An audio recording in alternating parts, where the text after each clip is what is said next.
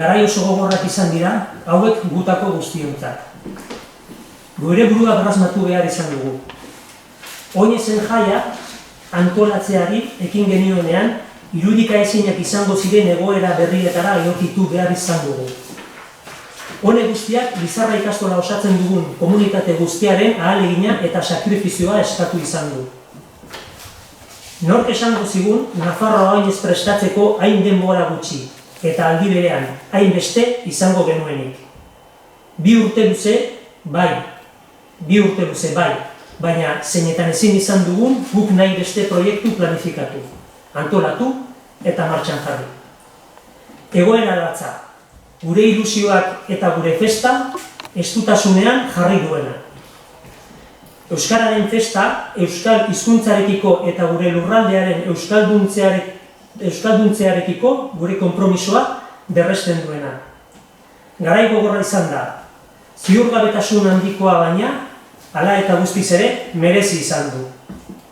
Eta garrantzitsua iruditzen zaigu, esperientzia honen alde positiboa nabarmentzea.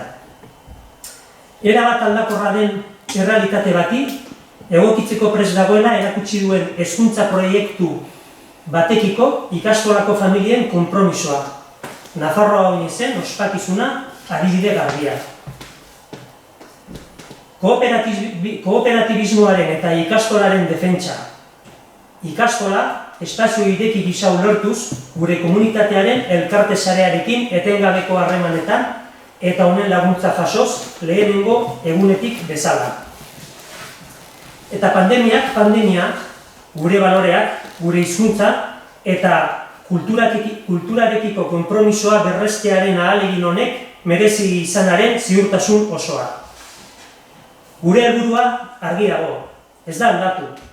Aldatu dena, helburua lortzeko denborak eta moduak izan dira. Eta hala izan da. Urratsandiak eman izan dira oinez 2021erako bultzada berrian. Nafarroa oinez, Lauterdiko pilota txapelketa. Orain pixkat azalduko dizuet egin ditugun ekintzak. Nafarroa oinez, Lauterdiko pilota txapelketa. Lizarran, martxotik maiatzera bitartean jokatua. Lehen aldia izan da, Lizarra frontoiaren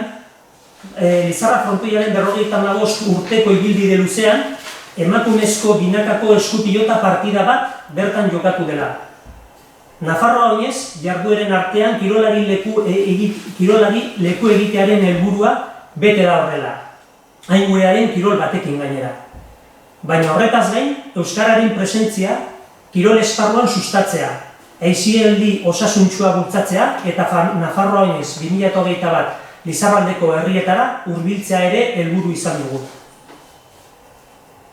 Artea oinez erakusketa zoragarria, Iruñean eta Lizarran bisitatua izan dena. Nafarroa oinez jardueren programan ekimen iraunkorra da.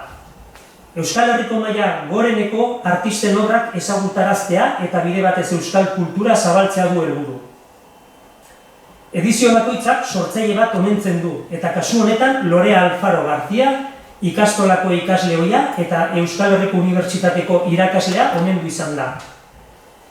Artea oinez, ekimenaren historia osoan zehar omendutako sortzaile gazteena izan da. Pandemiak omenaldi ekitaldia aire librean eta modu apalago batean egitera behartu bagintuen ere, emozioz beterikoa izan zen. Oinez basoaren ospakizuna. Biodibertsitatearen alde bertako vegetazioaren berreskurapen landaketak burutzea eta bestalde, Saguzarrentzat abiakutxen instalazioa, Lizarra ikastola eta Antzingo, Barindanoko eta Lizarrako udalen arteko akordioarekin. Era berean, hezkuntzari zuzendutako ekimena da. Inguruko haurrek natura ikasi eta interpretatzeko gune bat izango dutelako. Nafarroa oinezen 10. basoa izan da.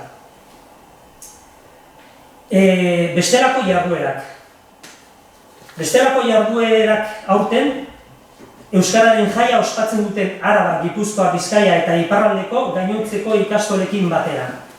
Komiki lehiaketa, liburu ibiltaria, horma irudi bateratua eta bar. Ildo beretik, aurrera goaz.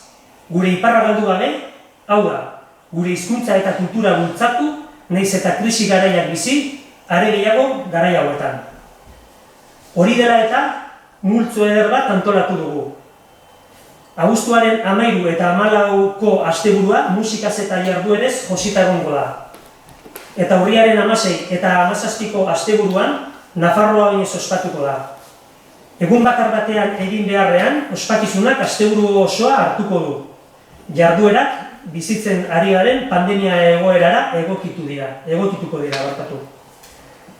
Eta honekin ja pasako dizuet hitza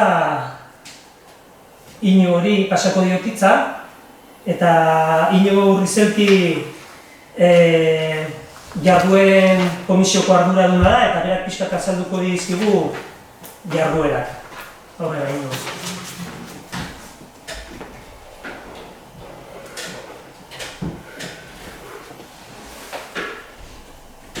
Bale, honei esan duen bezala, nik azalduko dut pizket abuztuaren 13 eta 14ko egongo diren jarduera. Abuztuaren 14ko asteburuan zehar, Lizarra ikastolak jarduera ugari egingo ditu. Lizarra ikastolaren 50 urte hurrenaren ospakizuna. Berez, 2020an ospatu beharreko baina pandemiak eragindako orduko ospakizuna bertan beratu zen. Nafarroa oinez 2021 bideokliparen aurkezpena eta jarduera programa bat euskara eta euskal kulturaren inguruan ardaztua. Unei dion bezala, krisi eta zailtasun garaietan inoiz baino gehiago ikastolek euskara eta euskal kulturari arnasa eman behar diote. Lizarrak 2021an Nafarroa oinezen antoletzaile den heinean, Nafarroako ikastolen ordezkaritzaren eta gidaritzaren ardurari eutsi egiten dio. Ikusle mota desberdinak kontutan hartuta jarduera sortan hitza prestatu dugu, bai Lizarraldeko zein kanpotik etor daitekeen ikuslek eta gozatzeko modukoak. Abuztuak 13 ostirala, 8etan, Los Llanos zinemetan Lizarra ikastolako 50. urteurrenaren ospakizuna eta Nafarroa oinezeko 2021ko bideokliparen aurkezpena. Abuztuak 14 larunbata, Los Llanos kulturaguneko lorategietan, 12 Kiki, Koko eta Moko bizi-bizi zirkua ikuskizun parte hartzailea. Sarrera doainik izango da. 8:30 Paula Tropiaren kontzertua, Lizarra ikastolako ikasle ohia. Eta 10:00 Gatiburen kontzertu akustikoa. Sarrerak 12 euro.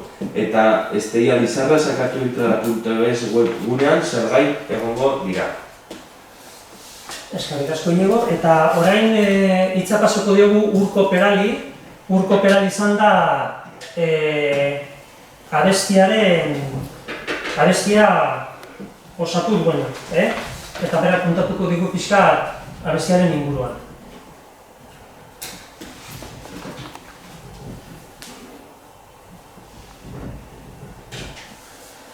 Bueno, kontatuko dizuet pixka bat nola ze ideia izan dugun abestirako eta nola eraman dugun aurrera. 2021ko Nafarroa oinezeko kanta sortzeko orduan hainbat berezitasun kontuan hartu nahi izan ditugu. Alde batetik, alaia eta dantzagarria izatea, eta bestetik antzinako doinuek erritmo gaurkotuagoekin bat egitea. Bide honetatik eta munduan dugun egoera kontuan hartuta, garrantzia eman diogu grabaketa prozesua leku irekietan gauzatu behar izateari. Horretarako, Lizarra hiriko leku ezberdinak zenbailarako txoko politenak izan dira abesti honen eszenatoki. Eta ideia hau gauzatzeko asmoz musikaria jotzen jarri ditugu toki hauetan guztietan. Musikari profesionalen laguntza izateaz gain, gehien bat Lizarra ikastolako ikasle ohiak izan ditugu partaide grabatze prozesuan. Eszenatokiak, Lizarran esate baterako Gazteluen Gurutzea, Kartzelako Zubia eta San Martin Plaza aukeratu ditugu. Eta hiritik kanpokoak berriz, Ugabako behatokia edo Balkon de Pilatos, Irantzuko monasterioa edo Zubiakiko geltoki zaharra besteak beste. Abestiaren konposaketa musikala nire esku egon da, bideoklipa Iñaki Alkanoren esku eta ekoizpen lanetan Iñigo Urrizelti izan dugu. Bueno, hori zen pixkat aurreratu nahi genizuen mezua, ez dakit galderen bat duzuen. Bai, bueno, esan duzu moduan lehen, ez dakigu ze egoera izango dugun urrian, baina aipatu duzu oinarri batzuk ja finkatuta daudela eta ideia batzuk zeintzuk dira horiek. Ba, bueno, ekintzak ikasi Iñigok hobeto ezagutuko ditu, baina, bueno, esaten ari ginen, bai, antolatzeko garaian egoerak ez duela laguntzen, ez jakintasun horrek eramaten gaitu, bueno, gutxieneko batzuetatik hastera, eta aldaketen, edo pandemia egoeraren aldaketen arabera, moldatuko ginateke, baina hasiera baten argi daukagu eta hortan ari gara, ez dagoela bide bat antolatzerik, eta bueno, ekintzak antolatuko ditugula Lizarrako zonalde itxi ezberdinetan. Horrela, bueno, jendea kontrol dezakegu, lehenagotik jendea apuntatuko zaigu, eta bueno, pixkat pandemiak eskatzen dituen baldintzak betez, egingo ditugu gure ekintza horiek. Ekintzei buruz, ez dakit Iñigok... Bueno, ekintzei buruz ezin dugu datu asko eman, ez dauzkagula oraindik denak itxitak, ez? Baina ekintza ugari izango dira lau zonaldeetan, eta beste horiei buruz begiratuta antzekoak izango dira, ez? Non egongo dira umentzako espazioa, musika egongo da, tailerrak egongo dira, kirola egongo da, eta lau eremu itxietan, eta hori gaude egiten planteamendua astu adibidez honetan izateko, ez? Egoera zail honetan, ez? Baina gauzak ondo joazte, ez dago afororik, edo ez gaude planteatzen egoera txar batean eta egoera on batean. Eta ekintza ugari egongo dira eta jende guztiak. Aipatu dituzue, pandemiak suposatu dituen zailtasunak antolakuntzarentzat eta esperientzia hau ere ikasketa prozesua izan da ikastolen elkartearentzat? Bueno, ez dakit ikastolen elkartearen hauetan ezin dezaket ezer esan, baina bai esan dezaket Lizarra ikastola bezala baietz, hala dela. Indartu egin gaitu, berrasmatu behar izan ditugu gauzak eta noski baietz, egoera honek ere bere gauza positiboak baditu, ez? Baina egia da ez dela bat ere erraza izan, baina ikastolaren izenean esan da bai, baietz esango dizuke.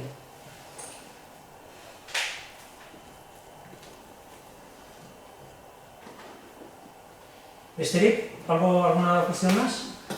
Bueno, nik igual, euskaraz azaltzeko, azkenean Nafarroa inoiz honen antolakuntzak suposatu dituenez inoiz baino zailtasun askoz ere gehiago, ea aurtengo Nafarroa inoizek zer berezitasun dituen eta euskal gizartearentzat zer suposatzen duen. Berezitasunak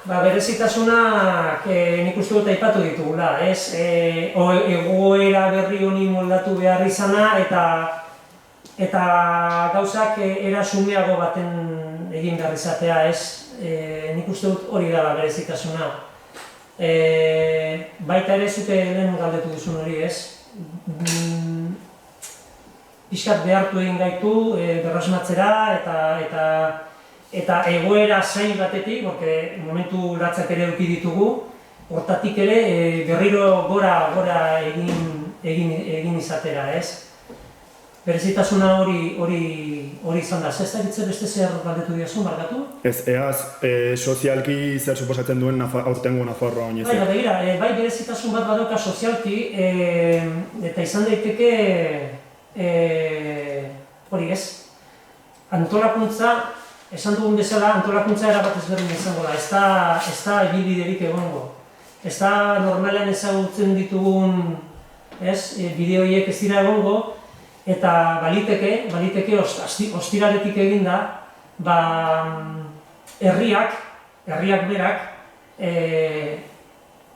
gehiago somatzea, ez? Jendearen presentzia hori eta festa bera, ez? Nik uste dut asteburu potentea izango dela zentzu hortan. Ikustu herriak nabarituko duela, kanpotik etorritako jende hori hor egongo dela, eta agian hori izan liteke beste urte batzuekin konparatuta ezberdintasuna handiena, nik uste agian hortik joan daitekeela. Egin aldo beste galdera bat, ez? Aipatu duzu hori, azkenean pandemia esperientziaren ondorioz berrikuntzak egon direla antolakuntzan eta Nafarroan ezen ejekuzioan. Uste duzue pandemia esperientzia hau inflexio puntu nolabaitekoa izango dela urrengo Nafarroa oinezentzat eta aldaketa horiek edo batzuk mantendu egingo direla? Ez dakit, nik uste hori asko esatea izan daitekela. Bermoldatu behar izan dugu, baina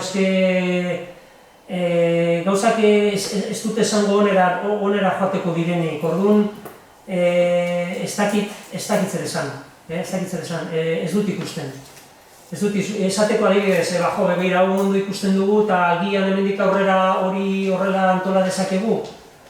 Ez dakit zer esan. Gero gainera ikastola bakoitzak bere oineza antolatuko du eta ez dakit zer egin duten. Baina egia da ere, guk oinezetik oinera beti elkartu egiten garela eta